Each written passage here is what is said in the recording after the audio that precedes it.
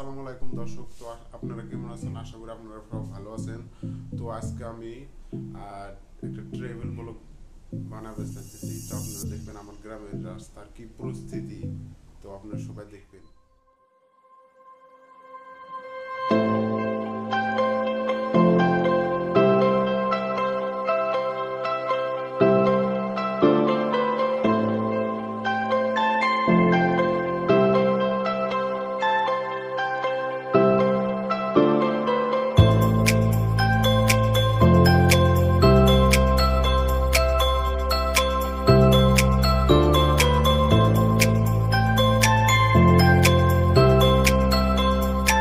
ভিডিওটা ভালো লাগলে সবাই লাইক কমেন্ট সাবস্ক্রাইব করবেন।